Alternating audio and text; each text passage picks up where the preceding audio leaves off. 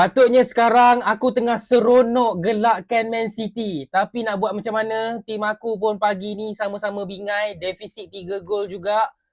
So, jom kita review lah game Man City dengan Real Madrid ni. Weh, apa nak jadi weh dengan kelab-kelab EPL? Penat aku angkat kelab-kelab EPL tapi kelab-kelab EPL dah malukan kita weh. Game pagi ni pun kelab EPL buat malu. Tak ada yang menang. Semalam pun sama. Tak ada yang menang. Even Arsenal lawan Leverkusen pun seri satu sama. Man City kena tibai dengan Real Madrid sampai 3 biji. Apa cerita weh peminat-peminat Man City? Sejujurnya tadi aku buka komputer, aku buka dua-dua game. Chelsea dengan Man City. Tapi aku tak adalah fokus sangat dekat Man City ni. Aku duk toleh-toleh 1-0, 2-0, 3-0. First half lagi dah 3-0 Dan siapa sangka yang menjaringkan hat-trick dekat first half ni adalah Valverde. Mbappe tak ada, Vinicius Junior tak score. Tapi Valverde guys, wow, what a player. And gol-gol yang dihasilkan dekat first half ni bukan gol-gol yang tap in ke, gol-gol senang ke, tak guys. Gol pertama tu Donnarumma terciduk weh. Donnarumma kena ayam. Kena ayam dengan Valverde. Lepas tu gol kedua satu sepakan yang padu juga daripada Valverde. Kita tahulah Valverde ni punya shooting memang padu juga kan. And then gol yang terakhir, gol ketiga macam mana aku lupa lah. Oh, gol ketiga lawa. Gol ketiga salah defend jugalah.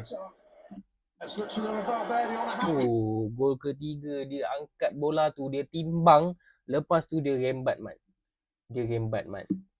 Lawa. Jadi Real Madrid leading 3-0 untuk game first leg ni. Ramai yang kata Haaland tak perform. So mungkin korang boleh komen Haaland tak perform. Sebenarnya dari segi line up pun Pep Guardiola dah mengarut sikit dah. Line up Man City malam ni, sebab awal-awal tadi aku nampak line up ada fan City banyak komen kan. Tak silap aku Savinho main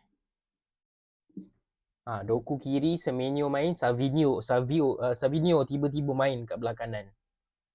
Macam agak questionable lah kan. Okay, Bernardo Silva dekat belah bawah, Rodri. Teruk Man City kena ni 3 gol.